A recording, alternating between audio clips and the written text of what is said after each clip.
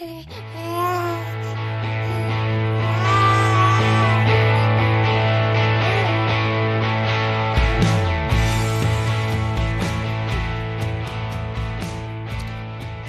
to the Aging Well podcast. I'm Jeff Armstrong, here with Corbin Bruton. In this and the episodes that follow, we will share candid discussions on aging and hear from the experts. We are here to inform and encourage as we experience, well, aging. In this episode of the Aging Well podcast, we welcome Dr. Matt Kaeberlein, the founder of Optispan, to discuss various aspects of longevity and healthspan optimization. Dr. Kaeberlein shares insights from his transition from academia to entrepreneurship, the mission of Optispan, and his extensive research on rapamycin, mTOR, and the effects of diet and exercise on aging well. Dr. Kaeberlein, welcome to the Aging Well podcast. Let's kind of start by having you tell the listeners a little bit about yourself and how you became interested in longevity. Sure. So I am the CEO of a company called Optispan, and Optispan I would describe as a healthcare technology company. So we're really trying to develop solutions, tools, technologies, protocols for scaling optimal health span to as many people as possible. And this really stems from my background as a basic scientist, where I spent about 20 years at the University of Washington as a professor in pathology and lab medicine, studying the biological mechanisms of aging. So that's really the background of my career, and the way that I think about health is through the lens of biology, and in particular, the biological processes that regulate the rate at which different animals or individuals age. And the connection to health, in case it's not obvious, is that most of the major causes of death and disability in developed countries, in human beings, and also in companion animals is biological aging. And so I think that there are real opportunities, if we can understand that biology, to have an outsized impact on health and longevity by modifying that biology in a way that keeps people and animals healthier longer. Okay, so perhaps we should start with the question, how do you define aging well?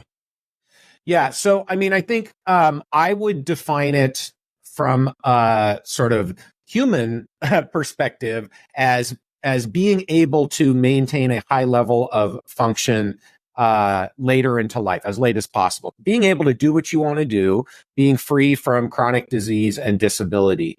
I think, the other piece of that maybe is non-obvious when it's stated that way is also a high level of fulfillment and enjoyment. I think a lot of times, scientists, especially when we talk about health, we're talking about the physiological, and we tend to maybe not consider sufficiently the psychological or the emotional. I think all of that goes together, and obviously they're tied together. So I think that's the way I think about aging well from the sort of human perspective. If I just put on my biologist's lens, I think of aging well as still maintaining function, but this now is more at the cellular, organ, tissue level.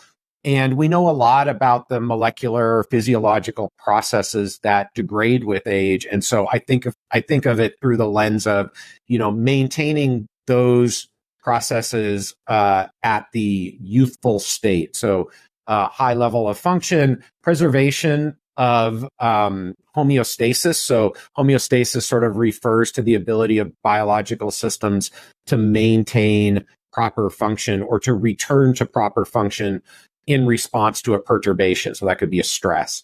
So that's kind of the way I think about aging well from the perspective of biology. And we'll come back to this, but it's one of the things I find most challenging and most interesting about kind of the leap from animal to human research is that as we leap to humans, there's so many more factors to consider beyond just simply, being able to extend life in the organ levels and things like that. Yeah. And I've listened to a lot of podcasts and interviews in which you talk about rapamycin. Mm-hmm. And frankly, I'm kind of left with a lot more questions and answers. So I want to talk a little bit about rapamycin and its role in aging. So what is rapamycin and how does it relate to aging well? Sure.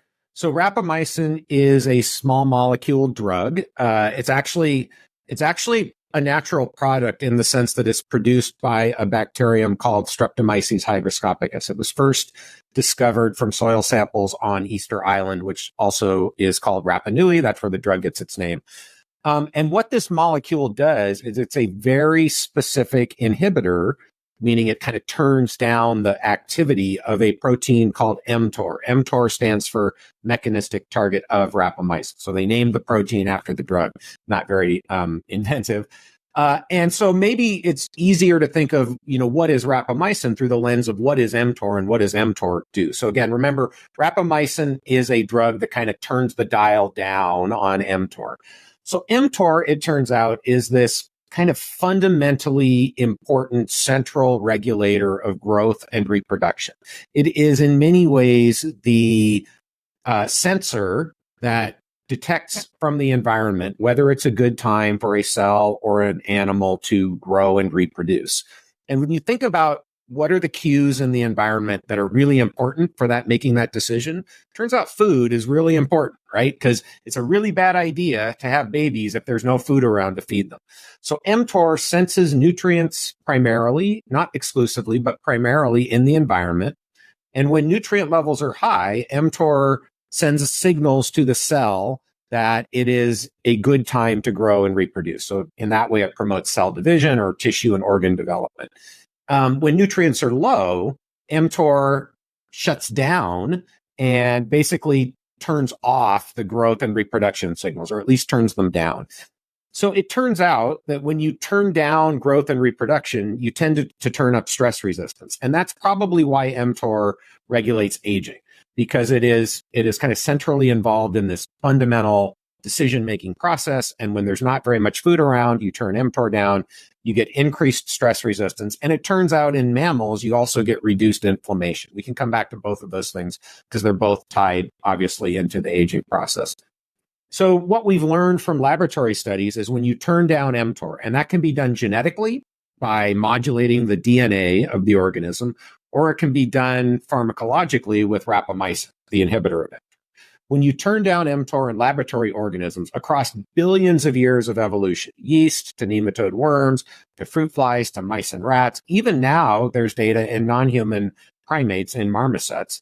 In all of those organisms, you increase lifespan. And to the extent that people have looked, you seem to slow, delay most or all of the functional declines that go along with aging. In some cases, you can actually reverse those functional declines. So it seems as though mTOR is a key part of the network that regulates biological aging. And when we turn it down, again, either genetically or with rapamycin, across this wide evolutionary distance, at least in laboratory studies, you can slow aging, increase lifespan, and it seems as though you can improve health span, broadly speaking, which is exactly what we would expect if you're slowing the biological aging process. Okay, now my background is exercise physiology. And so our current understanding in muscle physiology is that mTOR is that critical signal for muscle hypertrophy. Yep. And so here we want to turn up mTOR. So how does taking rapamycin impact this function? Yeah, a great question. And I think, so there's a few ways to approach this. The first is that if you go back 20 years ago, most of the people who knew anything about muscle biology would say that taking rapamycin is a bad idea. It's gonna promote muscle loss and promote what's called sarcopenia in older animals and older people. So loss of muscle mass with age. That was the prediction. And that makes sense because, as you said, you need mTOR to be turned up in order to build new muscle. So it is intuitive, although it turns out incorrect, that turning mTOR down with rapamycin would cause you to lose muscle. That was the thinking. Turns out experimentally, that's why we do experiments in science. When you do the experiment, it's actually the opposite of the prediction. Rapamycin in both mice and rats has been shown to prevent age-related sarcopenia, or at least delay it rather than exacerbate it. So I think the answer here is that, first of all, mTOR is not an on-off switch, right? It gets turned up, it gets turned down. That happens even in our daily cycles when you eat, because remember I said that food is a signal for mTOR. When you eat, you turn up mTOR in some tissues and organs. when you fast, you turn down mTOR in many tissues and organs, and there's a natural cycle to mTOR activity. So rapamycin, I have no doubt if you took enough rapamycin chronically, you could blunt mTOR signaling enough that you would impair new muscle growth. I think what we've learned is that the doses of rapamycin that seem to have a positive impact on biological aging aren't enough to really blunt that new muscle synthesis, at least chronically. And this may have to do with how much you're taking, when you take it, the sort of dosing schedule. But the observational data is that, if anything, these doses of rapamycin that have a positive impact on aging seem to preserve muscle mass. Now, I do think it is an interesting, first of all, have to admit, we don't know for sure in people that that's going to be the same outcome. I think we have enough data now where it seems like it probably is. There are a couple of clinical trials happening now that will give us more data, but I'm pretty confident that the doses of rapamycin that we think have positive effects, at least for immune function and for chronic inflammation in people, are not going to impair muscle maintenance with age. But we don't have the definitive data yet. We just have to be honest about that. But I think that the dose matters, like with anything. And when you say that you need mTOR activation to build new muscle, that's true.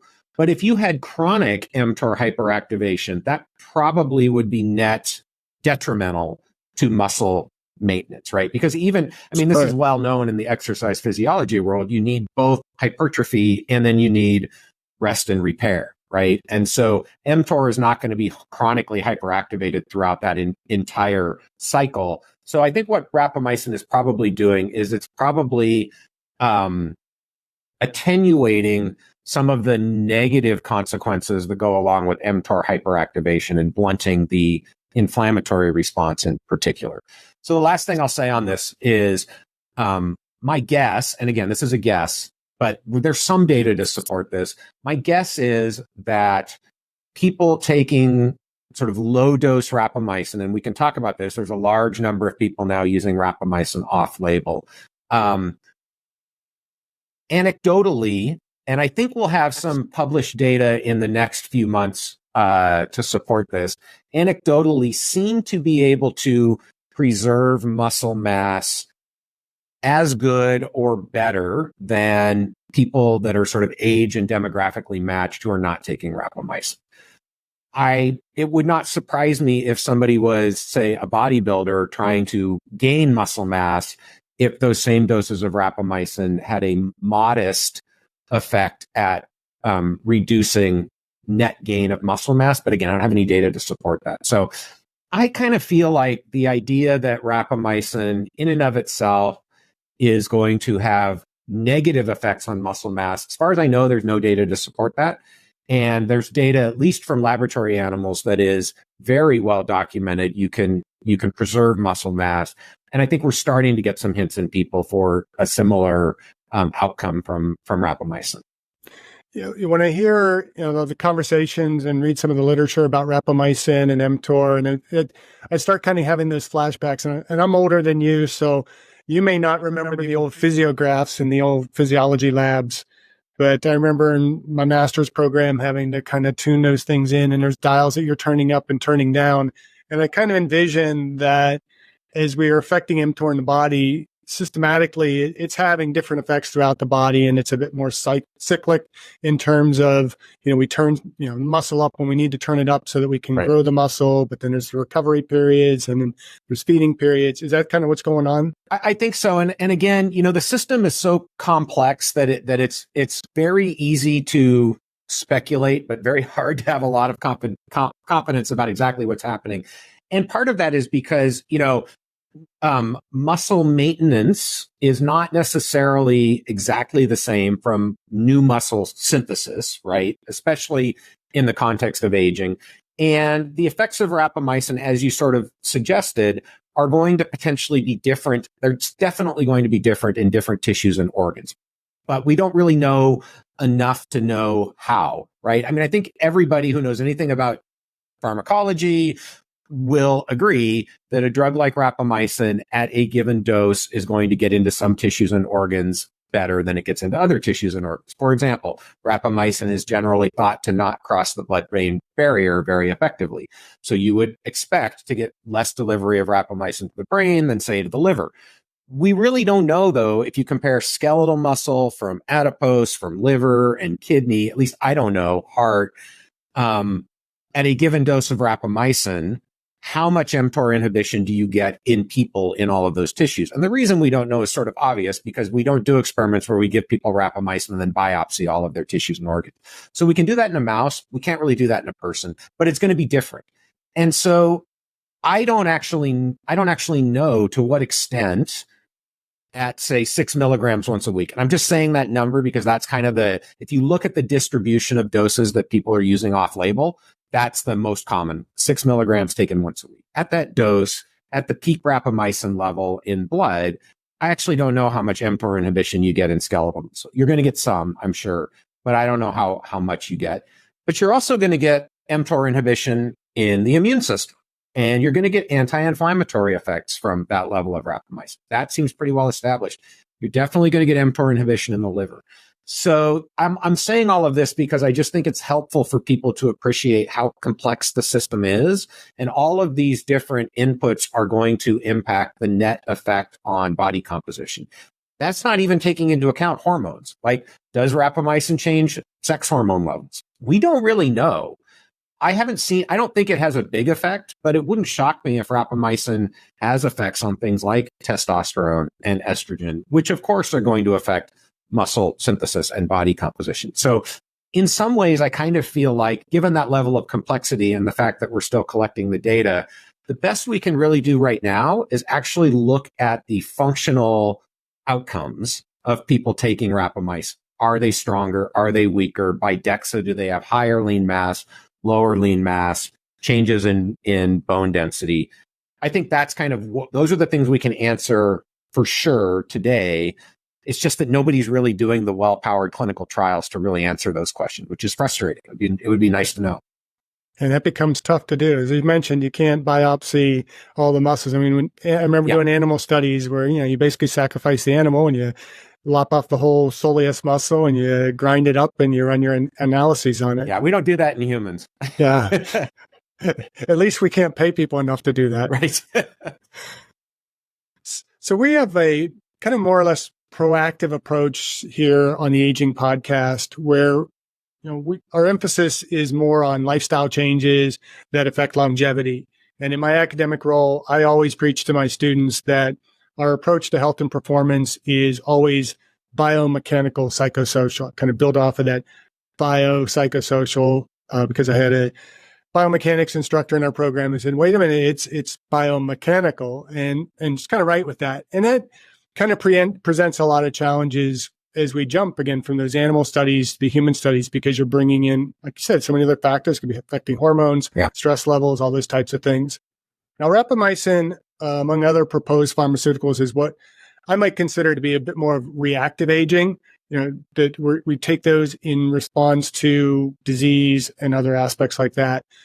What are some of the most important things that we're doing proactively to age well, and including, rapamycin? Does that have a much more proactive approach, or is it better for people who are, trying to combat some of the ill effects of aging? I think that's a really, really important question. So first thing I'll say is I agree completely with you that lifestyle is the most effective tool we have today to impact health span and longevity. And I certainly would not want to suggest that people should take rapamycin and you don't have to care about lifestyle. Having said that, I do want to suggest also that rapamycin, I view the use of rapamycin to modulate the biology of aging is a proactive preventative approach. It really is not a reactive approach to disease. I think that's a super important differentiator to explicitly state, though, because the reality is that our current approach to health systematically is reactive, right? The healthcare system is really a reactive disease care system. And that has its foundations all the way back to basic biomedical research. I'm sure you know this, the people watching the podcast may not, but the entire research enterprise in the United States is centered around siloing individual diseases and studying them in isolation. There's a National Cancer Institute. There's a Heart, Lung, and Blood Institute. There's a Kidney Disease Institute, right? And so that starts at the level of basic research. It goes through pharmaceutical development, and it's all the way through to clinical practice. We typically wait until people are sick before we do anything about it, and then we try to cure their disease. But in reality, what we usually do is treat symptoms. So targeting the biology of aging is fundamentally different from that, because it really is about being proactive and staving off the diseases of old age and the functional declines as much as possible. And I think that's a super important thing to state explicitly. Now, rapamycin, because it was first developed and approved for organ transplant patients, in that context is a reactive treatment. It's being used in people who needed an organ transplant, right? But I think the use of rapamycin or potentially other small molecules, just like is true for lifestyle, to modulate the biology of aging is a different, fundamentally different thing. And it is proactive, and it's about maintaining health and optimizing health, or getting closer to optimal. Other thing I would say is I believe, and I think the data are pretty clear on this, that the reason why lifestyle factors, so nutrition, exercise, sleep quality, stress resistance, the reason why, or reducing stress, I guess I should say, the reason why those things have such a profound impact on health is because they target the biology of aging. So, and we know about many of the mechanisms now, certainly not fully understood, but we know about many of the mechanisms connecting nutrition and exercise and sleep and stress hormones to the biology of aging. So I think that's why these things are the most potent levers that we have, is because in fact they do they do slow the aging process when applied properly. And rapamycin maybe is a tool we can use on top of lifestyle or in certain individuals to have a further effect or to move the needle a little bit. But my intuition is you're going to get much larger effects in almost everybody by focusing on lifestyle factors, what we think of as the pillars of health.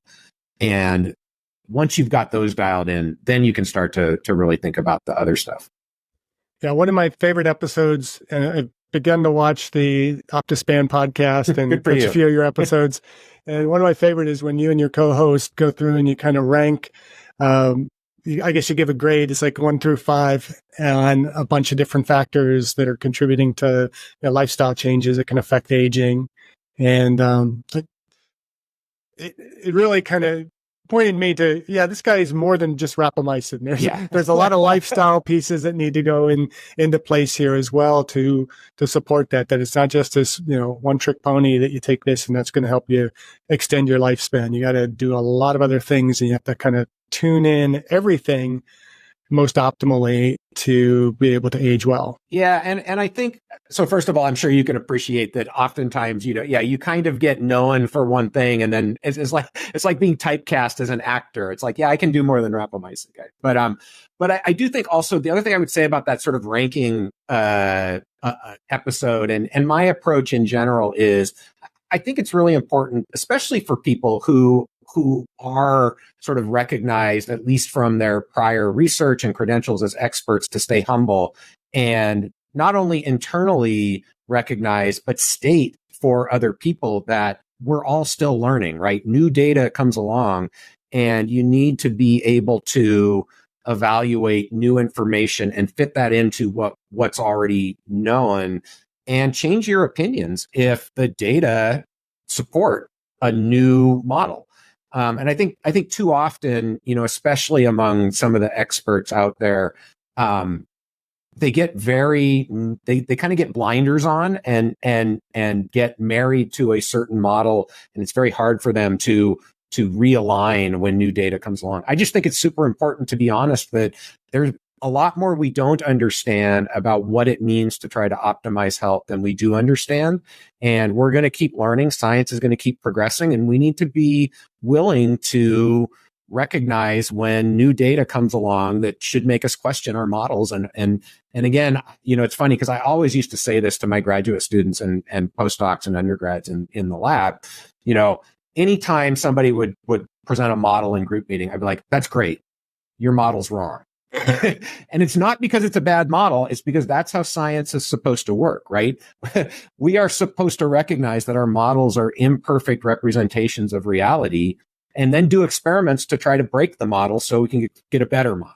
And I think that should apply to what we think we know about what is optimal for health and how different individuals are going to best be able to optimize their health.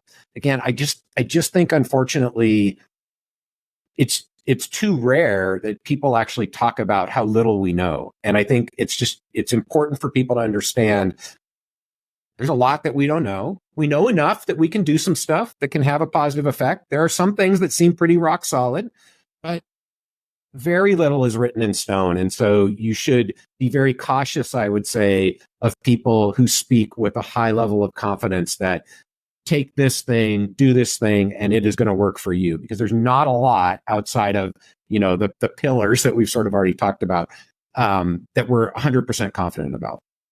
Yeah, I think that is the true definition of an expert, is somebody who's willing to admit that they don't know everything. Because we often hear, when you get your PhD, you learn more and more about less and less until you know everything about absolutely nothing. Right.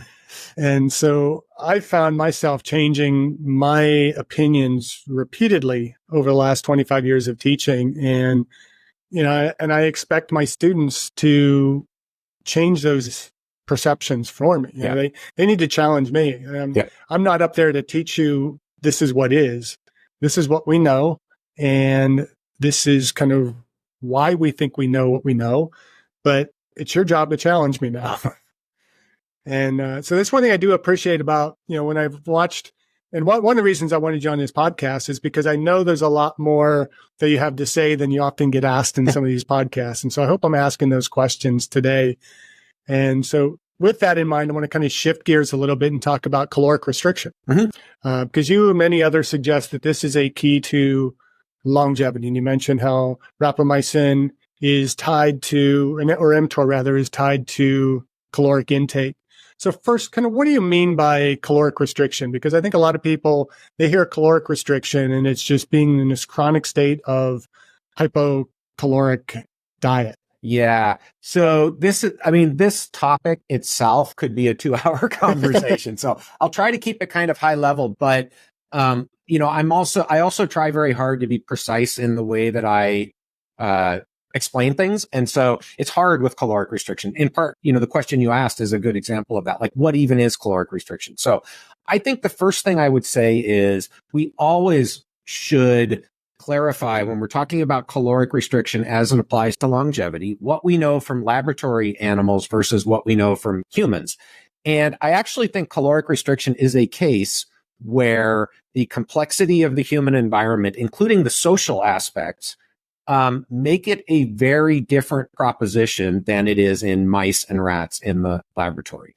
I do not personally think that caloric restriction as we apply it in the laboratory is a great strategy for most people. In fact, I think it is a very likely harmful strategy for most human beings because of the complex environment we live in, complex social interactions that are around food, and the sort of predisposition to eating disorders that I've seen in people who have tried to self-practice caloric restriction. So I just think that's super important to clarify. So what we know about the relationship between caloric restriction and aging from laboratory studies now. So again, let's take humans out of the equation for a second. This is all mice, rats, and simpler organisms.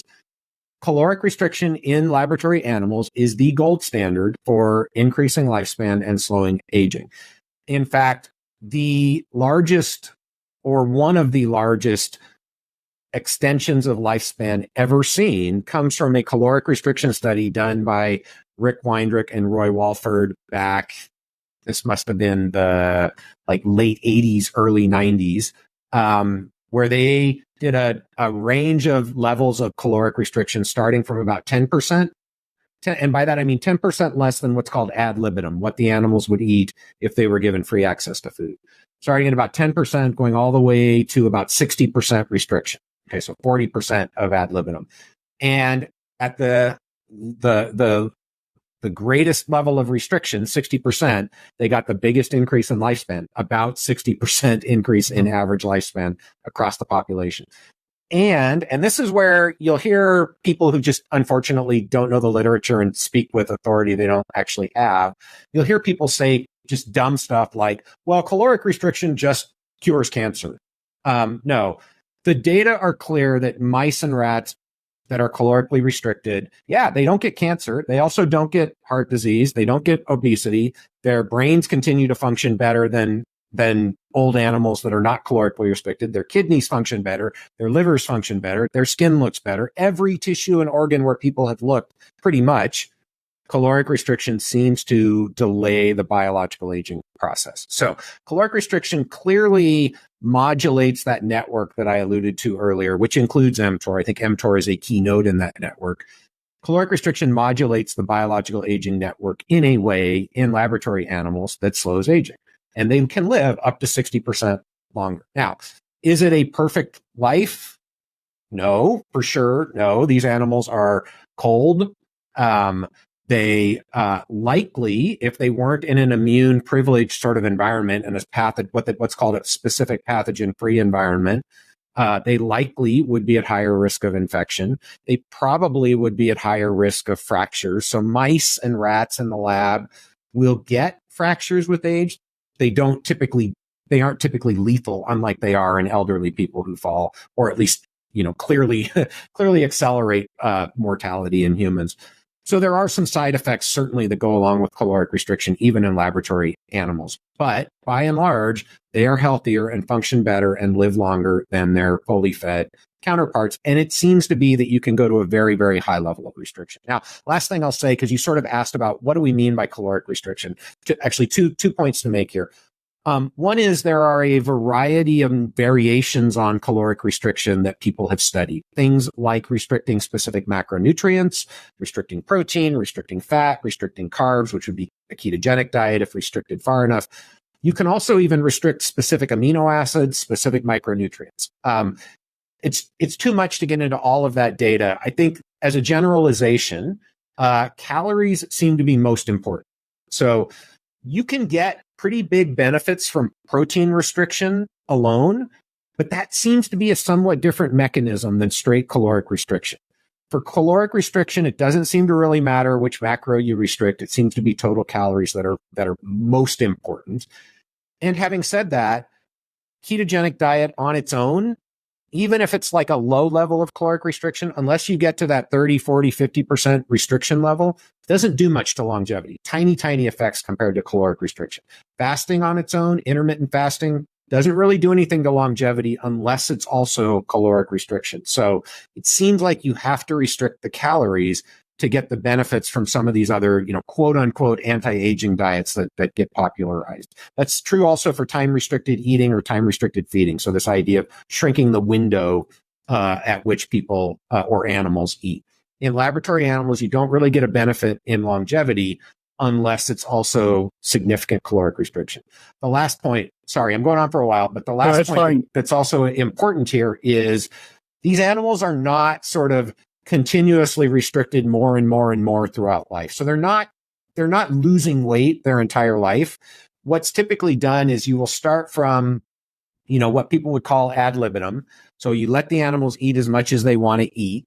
Often this is done at the cage level. This is where the details sort of, maybe are getting too far in the weeds, but it's maybe useful to understand. Usually you'll have multiple mice in one cage. So you'll look at like, how much is that cage eating early in life? And then you'll back off by a certain percent from that. Say, we're going to do 40% restriction. And then you just keep them at that level for the rest of their lives. So what happens is, depending on when the caloric restriction is initiated, they will either not ever reach their full adult weight if it's initiated before they get to their full adult weight, but they will plateau out at a body weight that is, somewhere maybe 20, 30, 40% lower than the ad libitum fed animals. If they're already at their adult body weight, they will then lose weight for a while, and then they'll plateau out at a sort of steady state level based on the calories that they are consuming. So it's not this idea that you have to be constantly losing weight throughout the entire life to see these longevity benefits. In fact, I don't know if anybody's ever done that experiment, but if they did, it probably would be detrimental, because at some point, continuing to lose weight, continuing to lose muscle, continuing to lose bone is not going to be a good thing. Yeah, we see that with anorexia nervosa. Yeah, of course. Yeah. So my next question was going to be about your thoughts on intermittent fasting, ketogenic diet, and other diet strategies. So you've kind of answered that question. But so it kind of sounds like as we talk about caloric restriction, as it would refer to humans, is really trying to optimize a caloric intake to maintain a healthy body composition, eating the right kind of nutrients. I mean, having a healthy diet is going to have the most impact on longevity as opposed to just always being in hypocaloric state. I think so. Yeah, I think so. Again, we have to be honest. We don't have the, multi-decade clinical trials to definitively answer that question, but I think that is a very reasonable place to be at given the data that we've got today. I will say there have been, some short-term, some reasonably medium-term clinical trials of caloric restriction. There was a very large set of studies funded by the NIH called Calorie, CALERIE. There's multi-site studies, randomized clinical trials of caloric restriction. And some of them had caloric restriction compared to exercise, or half the calories were restricted, half the calories were additional calories burned through exercise. So those studies have a lot of interesting data, I think, that generally supports the idea that a sort of modest 20% reduction from what the typical person would gravitate towards can lead to improvements in biomarkers and body composition. That's not shocking because, again, the baseline is what the typical person would gravitate towards. So if we take the average American, I don't think anybody is going to be shocked that reducing calories by 20% at a population level is a good thing. So is that at all similar to the caloric restriction studies I went into detail on in mice? Probably not, right? It's a different situation, which I think aligns more closely with what you described, which would be eating a healthy amount of food. But I think even more important, and this is what you said, eating a healthy diet in terms of the quality of the food. And those are tied together because we know that low quality food, lots of processed foods, for many people makes it difficult, if not impossible, to control their caloric intake, their total caloric intake, simply because these ultra processed foods are not satiating, right? They actually drive people to overeat. So I think quality of food, if you're only going to pay attention to one thing, which I'm not suggesting when it comes to diet, but if you are only going to pay attention to one thing, think paying attention to the quality of the food that you're eating, focusing on, whole foods, lots of vegetables, I think getting enough protein. We should probably come back to proteins. I talked about protein restriction in mice. That's a sort of a hot button issue. But I personally think getting enough protein in your diet and then avoiding, foods that are high in added sugars or high in processing, ultra processed foods. That's probably the most important nutritional place to start. And then you can worry about, is a ketogenic diet maybe the right fit for you, or does time-restricted eating work for you to help maintain body weight? I think it does for some people. Again, I'm not against those things. I think I'm just saying that when you look at the data from the controlled studies, there's no evidence that independent of calories, fasting or time-restricted eating have longevity benefits. They may have other benefits. And I think certainly for some people, they can be useful in helping to maintain a healthy body weight. So in other words, in helping to limit caloric consumption. But as a longevity strategy, there's really no good evidence that those interventions in and of themselves are pro-longevity. It's probably more the caloric restriction that's driving any longevity effects. And then from an exercise physiology standpoint, you start getting into all the performance-based effects of those different diets and all that kind of stuff. Yeah. So you did mention protein. I don't know if I had that in my whole list of questions here, but we might as well kind of jump onto that. You mentioned protein restriction. What do you mean by that? And how does that impact the human physiology? Yeah. So again, in the animal studies, it's sort of interesting. If you go back to the very earliest literature on caloric restriction, we're talking now, like these experiments were probably started in the 1920s, 1930s, Clive McKay and others. They originally started from the hypothesis that protein was the key driver of growth during development. And if you restricted protein, and this was known, if you restricted protein in laboratory animals, you would stunt development, get smaller animals. And McKay sort of had this idea that that also might affect longevity. And he was right. If you restricted protein and gave them the same access to carbohydrates and fats in the diet, the animals would be smaller and they would live significantly longer. Again, 30, 40, 50% increases in lifespan. And this was not just in mice and rats. He did studies actually he started in brook trout, I believe. So it started in fish. And one of the interesting things about protein restriction in laboratory animals, in many cases, it induces something called hyperphagia. So the animals actually don't get full. They actually eat more total calories, but they don't gain weight. They lose weight and they seem to live longer. So this, and this has been sort of a twisty path over the time since then, because so the early model was, it was really about proteins. And then McKay and others, the same folks, went on to test that. And they sort of came to the conclusion that, it didn't seem to matter. We could restrict carbs, we could restrict fat. So the idea that protein was the main driver of caloric restriction benefits in terms of longevity sort of died out in the literature. And I think all the way up again till the 90s, maybe even early 2000s, the dominant model in the field was it's all about total calories. And then people started to take a look at protein restriction again and reproduce those results. So it's true. You can get strong lifespan extension from caloric restriction, total calories, or from just restricting protein. But restricting protein is different because they actually eat more calories. And the mechanisms are, I would say, overlapping but distinct. So mTOR inhibition is shared by both caloric restriction and protein restriction. But protein restriction does other stuff that caloric restriction doesn't do, and vice versa.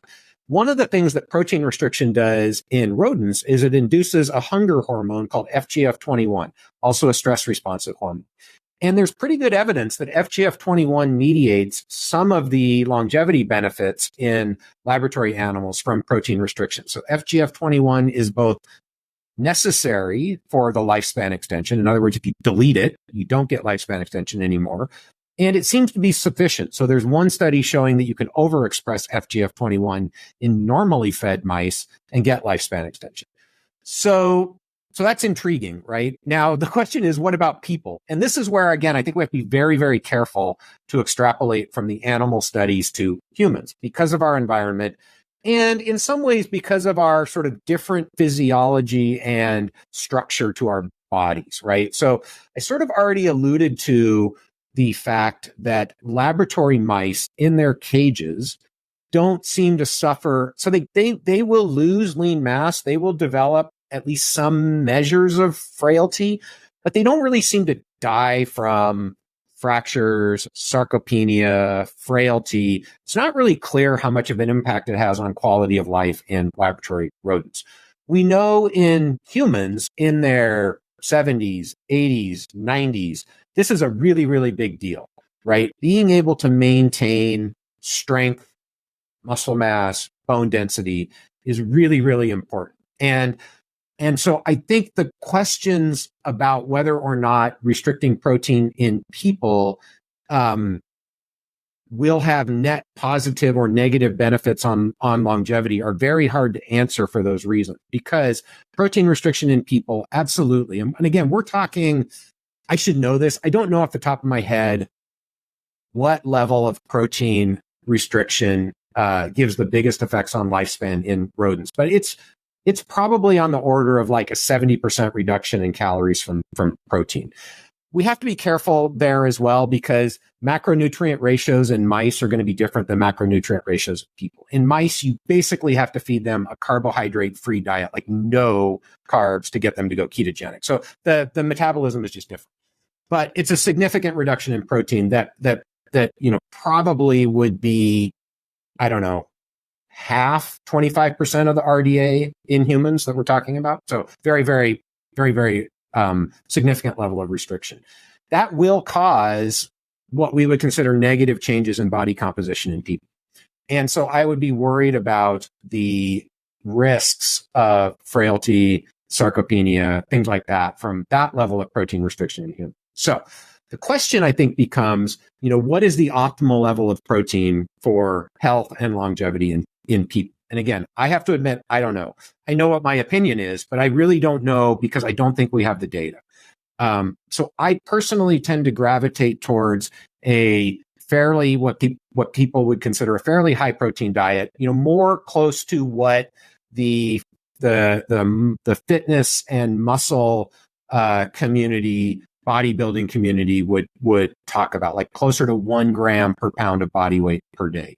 That's kind of where I land personally. In part, that's because I'm very interested in building muscle at this point in my life so I can have muscle later in life. And in part because I find that works better for me. I'm just satiated at that level of protein. I find it easier not to overeat when I'm eating a high quality diet with that level of protein. Is that right for everybody? No, I wouldn't pretend that it is, but it seems to work pretty well for me. So what are the benefits of that level of protein? If you're practicing other healthy lifestyle habits, I think probably better body composition, particularly when combined with resistance training, which everybody should be doing. So I think clearly there are benefits there, probably higher bone density, probably better hormone homeostasis. What are the downsides? The downsides are probably a slightly higher risk of cancer. So you are going to have higher levels of IGF-1 when you're eating a high protein diet. How significant those risks are in the context of an overall healthy lifestyle is unclear, but my intuition is they're pretty low, that the benefits outright outweigh the slight risks in terms of a little bit higher cancer risk if you're practicing an overall healthy lifestyle. I think where a lot of the epidemiology here gets murky, most of that epidemiology comes from studying populations that are not practicing a healthy lifestyle. So they're eating a crappy diet. They're largely sedentary, probably drinking too much alcohol. And I think in that context, high protein is probably net detrimental for all-cause mortality, at least at younger ages. So again, this is where there's a little bit of disagreement in the literature, but there's some evidence that right around age 60, there's this inflection point in terms of all-cause mortality, so just straight risk of death. There's this inflection point where you go from a low-protein diet being better, protective, so lower mortality, to being worse, higher mortality. And again, that might fit with the idea that as people, transition into their 60s, 70s, 80s, the muscle function, muscle mass, body composition piece becomes more important than the slight effects of higher protein on cancer. Again, speculative, but I think that the data more or less align with that. Yeah, we generally recommend, and I do in my classes, 1 gram per pound of body weight. Yeah. Not near as high as some of the bodybuilders and some athletes might go, but certainly higher than the kind of, 0.6 to 0.8 is considered kind of the most functional, most optimal. So yeah, I agree with you there about the 1 gram. I think it's a reasonable number. It's not too high. And I do think that the exercise offsets some of those cancer risks. And we don't consider is that, over 50% of the U.S. population doesn't even exercise, let alone meet the guidelines for, health, which is, I think it's about 72% or so that don't meet the minimal ACSM guidelines for physical activity. And so there's a lot of other factors to kind of consider in there, and protein is probably the least of the important factors there. It's like, we got to get people moving and exercising. Yeah, I agree completely. Yeah, lots of opportunities for improvement. And that kind of leads into my next question, which, grip strength has been proposed as a strong predictor of longevity. I still don't wholly get that, because I would argue that measures of whole body strength might be a little bit more robust, but, So let's talk about muscle and aging, and something you've kind of already alluded to, but it's something that I think it tends to be underestimated or underemphasized when we talk about the importance for aging. Increased muscle mass increases the demand for calories. Mm-hmm. So would you agree that increasing muscle mass is kind of a form of caloric restriction? And how does weight training and exercise affect our whole body mTOR function? Yeah, that's a good question. I've never actually really thought about it from that perspective. So my answer here is, based on not having thought about this before. It's interesting, the idea that so I think my guess is it's not really a form of caloric restriction unless you are not matching caloric intake to the increased demand, right? So again, it's all going to be supply and demand when it comes to what is caloric restriction. It is intriguing, though. You're right that if you were to suddenly, gain a large amount of muscle mass in a short period of time and your caloric demand went up and you did not compensate for that by eating more, you would be in a caloric deficit, which would certainly engage many of the same pathways that are engaged by caloric restriction. My guess is, though, that the benefits that accrue from having a higher amount of lean mass with age are fairly distinct from caloric restriction, although many of the same molecular players may be involved. And again, I think there's at least two reasons why having more muscle mass is beneficial in the context of aging, right? One is the way you get the muscle mass is typically going to be through exercise. And we know that exercise itself has multiple benefits through multiple mechanisms, right? So improved mitochondrial function, hormonal signaling. There's a lot of attention now being paid to the idea that skeletal muscle secretes hormones that go throughout the body in response to exercise that can have positive benefits. So the exercise itself is going to have beneficial properties. And then just the fact that you've got more muscle is going to have beneficial properties. Again, and there are multiple reasons why it will have benefits. One, as you alluded to, is higher caloric demand, which means it's going to be harder to overeat. Not impossible for sure, but it makes it easier, maybe is the way to say it, to not overeat. I think that's reasonable to speculate. That's probably the least of the important things that having higher muscle mass is going to do for you. One thing, is going to let you do the stuff you want to do, right? Yeah. And that's important. It's going to allow you to function better in the world around you and make it less likely that you are going to fall and have a catastrophic injury, right? So that's super important. It is a metabolic sink. I think this is one that depending on the world you walk in, you may be completely aware of this, or you may have no clue that skeletal muscle is really, really important for glucose homeostasis, right? And so the more muscle you have, the more likely you are to be in metabolic balance, the less likely you are to develop things like diabetes. And so having more muscle is really, really important for metabolic health. Having more muscle is also going to help maintain, or at least the resistance training that is required to get more muscle is going to help maintain hormonal balance and bone density. Again, both of which will decline with age, and we want to do everything we can to maintain those things in as youthful a state as possible. And so it's also, as maybe can be appreciated from this description, it's an interconnected system here of systems, right? So we talked about how skeletal muscle impacts metabolic health, right? Which is tied into also what you eat, right? And how skeletal muscle impacts hormonal health. And if your hormonal health is good, that's also going to have an impact on metabolic health and cognitive health and cardiovascular health, right? So these systems interact with each other. And again, I think this is why exercise has such potent effects on overall health, because it's not just doing one thing, right? It's helping to maintain the homeostasis of the entire organism, right? Our entire bodies. And again, I would argue it's doing that at least in large part because it's engaging this network that regulates the biology of aging. So I'm going to kind of shift gears to kind of immunology here a little bit. One of my mentors when I was at the University of Toledo in the late 90s was Michael Flynn, who I consider to be one of the pioneers in exercise immunology. And one of his latest papers, he just retired, I think it might have been one of his last papers, built off the concept of inflammaging. Mm-hmm. And they coined the term inflamma inactivity, which is a really hard mouthful to say. And I also think often of David Neiman's famous J curve, dealing with upper respiratory tract infections.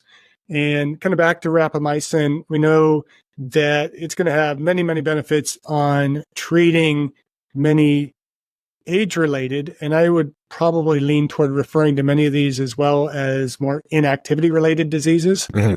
But kind of circling back a little bit more and building off of what we talked about, I think a little bit more of a rationale for prescribing a drug like rapamycin, and there's others that we could even consider in there, metformin and some of those that are being touted as being important drugs for slowing the aging process.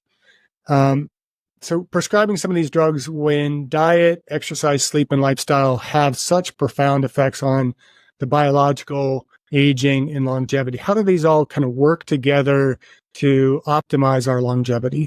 Yeah. So I think this area of inflammaging is one that, if I look back on my career, I was late to come to the realization of how important the immune system is. I think I tried to avoid it for a long time because it's really complicated, and I still struggle with immunology a lot. But having said that, I did come around and recognize this is probably the thing that ties together a lot of the most important phenotypes of aging. What I mean by that are the things that are most visible and most impactful for people's quality of life is changes in our immune system with age. And I say changes because, there's this idea that immune function declines with age, which is half true, but immune function also increases with age in ways that we don't want to have it increasing. So it's a dysregulation of the balance of immune function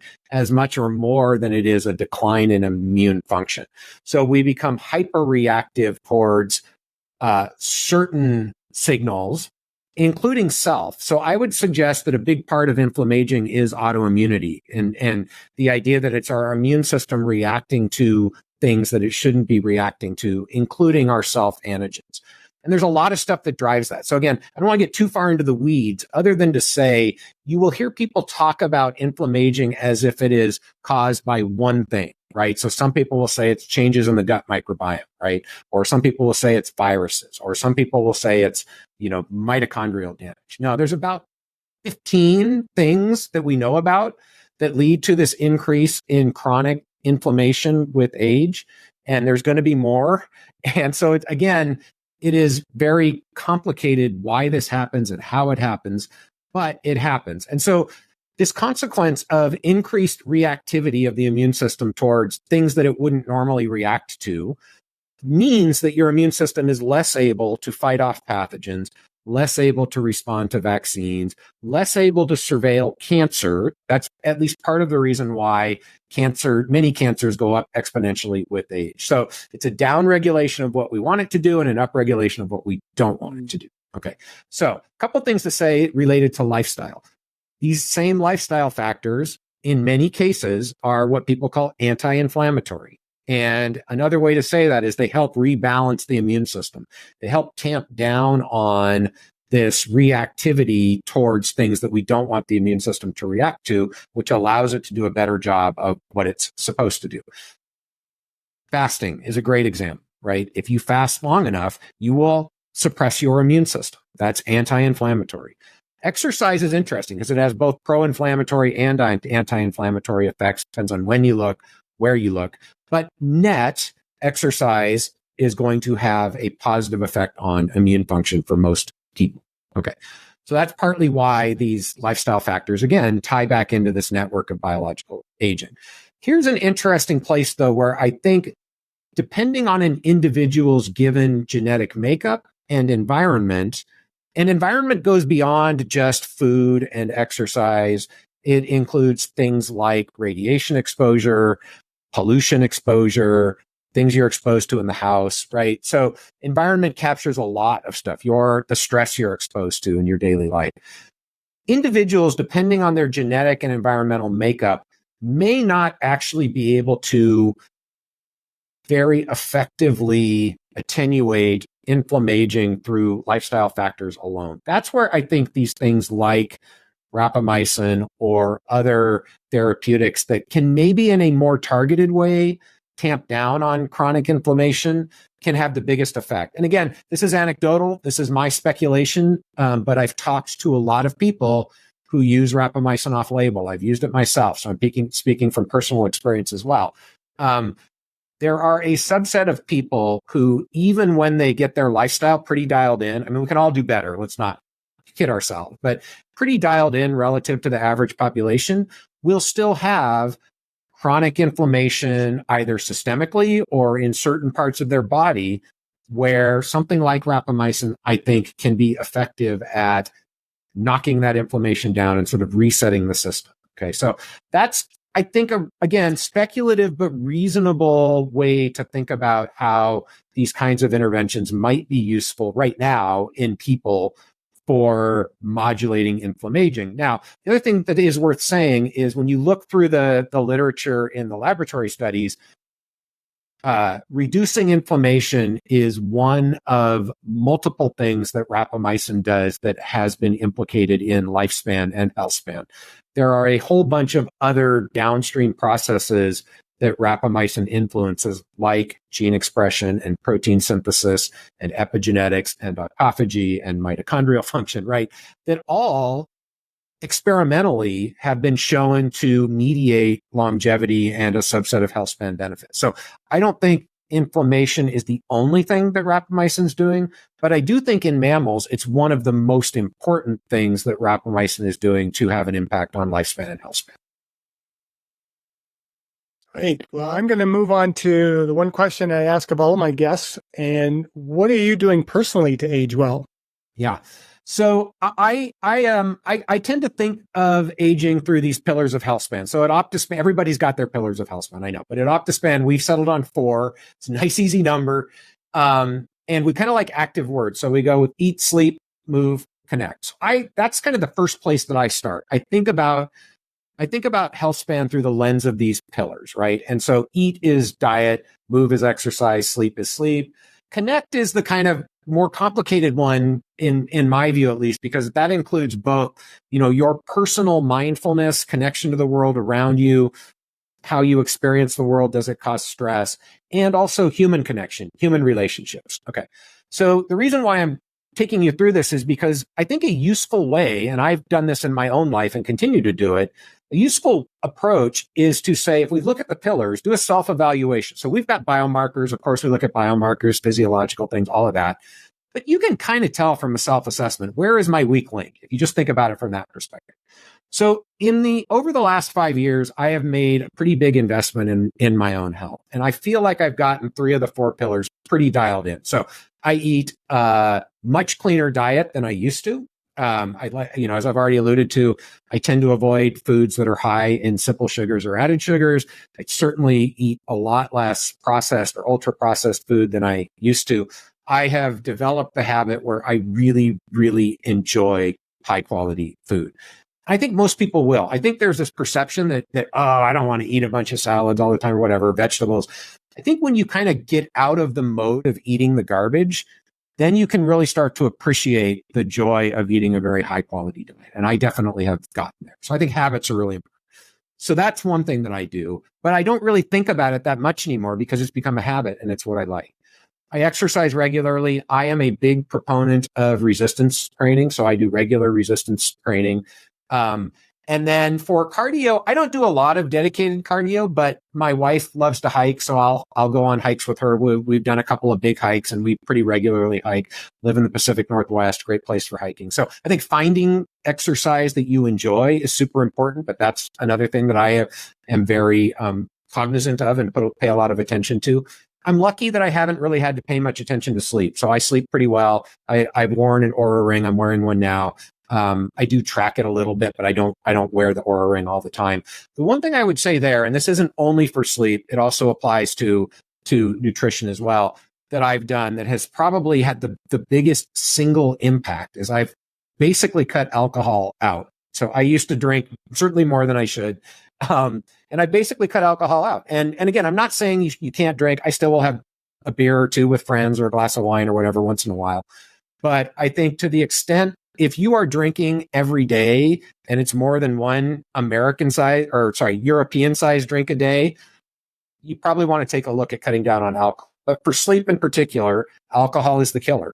And so I think that has a big impact on sleep quality. So all of that is to say, I've got those 3 pillars relatively dialed in. I don't feel like I have to work hard because they become habits. Still can improve for sure. But I think the connect pillar is where I need to do the most work now. And so that's where I'm focusing my attention, and particularly strengthening and building new relationships with people. So I think that's not uncommon for middle-aged men. And certainly in my own life, that's the weak link that I see. So that's what I'm focused on right now. Yeah, we have kind of more historically on the podcast had our 5 pillars. We had exercise, increasing physical activity, eating a healthy diet, maintaining a healthy body composition, sleep hygiene, and then the one you didn't mention, but I know you've mentioned on other podcasts that you used to smoke and you quit smoking. Oh, yeah. So not smoking being one, and then we've recently kind of added the whole piece of social connectedness, and that is the hard part, and especially in the way our societies are anymore. I mean, I grew up in a time in my neighborhood we had porches. And everybody be out front. We had community functions, and now everybody moves to their backyards. You have decks in the back, and we don't interact the way we really should be. And if we are, we're going maybe to the bar and having a few drinks with friends rather than, going and exercising or hiking together. Yeah, no, I agree completely. Yeah. I mean, again, you're absolutely right. There are lots of reasons why, people talk about an epidemic of loneliness, and maybe that's overstating it a little bit, but I think it definitely reflects a reality for many people. And there are lots of reasons why that's the case. Having said that, there are lots of things that you can do to take action if you are not sort of getting the optimal level of social connection. And so I think, again, it's just good to bring it up, because a lot of times on these kinds of podcasts, we focus for good reason on nutrition and exercise. We don't spend as much time talking about that. And that's the one that I think for a lot of people gets neglected, and there's opportunities to really have a big impact. Yeah, well, Dr. Kaeberlein, this has been a fascinating conversation, and I certainly thank you for your time. But before we conclude, is there anything we missed? No, I mean, this has been pretty wide ranging. I think, I can't think of anything we missed. I want to just, again, sort of reemphasize, or maybe we didn't say this explicitly. I think the one thing that we sort of touched on is the idea that, the current healthcare system is primarily reactive, primarily waits until people get sick. I'm not going to blame the docs and the administrators. I think the system is set up that way. But I do think it is important for people to recognize that it is your responsibility to take control of your own health, because the healthcare system will not do it for you. And so if you're watching this podcast, you're probably partway down that path at least. But I think it's important for people to recognize that at least the way the system operates now, it's on you to learn about what are the best strategies you can take to put yourself on a better Healthspan trajectory. There's a lot that you can do, and it's on you to do it. And so I think taking some self-responsibility and applying it for your own health is important. And there's good reason to do it, right? This is the only body you're going to get. It's kind of like the, I think it was Warren Buffett who said, you go to a 20-year-olds and you say, I'm going to let you have any car you want. You can have any car in the world, any car you want, but it's the last car you're going to get. How are you going to take care of that car? Right? You should do the same thing with your body. So I think it's just worth recognizing that and taking control of your own. Great. So also, how can our listeners connect with you, your research, and Optispan? You have a podcast, obviously. Yep. We can promote that. And is there a website or any other social media? Yeah, so you can check out the Optispan website, optispan.life, and definitely would encourage people to check out the podcast, Optispan podcast. We cover a lot of wide-ranging topics, including some pretty deep dives into the science of aging. And then I'm on socials periodically. I have a love-hate relationship with X, or what used to be called Twitter. But you can check me out there at mKaeberlein is my handle.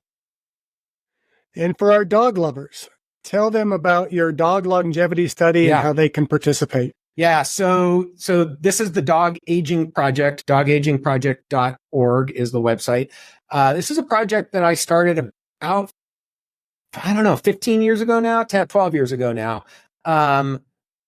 Really based around the idea that the biology of aging, right? We talked a lot about the biology of aging in laboratory animals. there are real opportunities both to understand the biology of aging in the real world and potentially have an impact on health and longevity of companion animals by studying aging in companion dogs. So we started this thing called the Dog Aging Project, myself, Daniel Promislow, Kate Creevy, with the goal of creating what's called a longitudinal study of aging in pet dogs. So companion dogs is the socially acceptable way to say pet dogs these days. I sometimes revert, but I'll try to say companion dogs. And in any case, the longitudinal study of aging is purely observational. So all we ask owners to do is participate in the study, complete surveys, if possible, provide electronic veterinary medical records by PDF. A subset of owners will be selected for sampled cohorts for genome sequencing or things like that. But the goal is to follow dogs over their lives and try to understand what are the most important genetic and environmental factors that influence health outcomes in dogs as they age.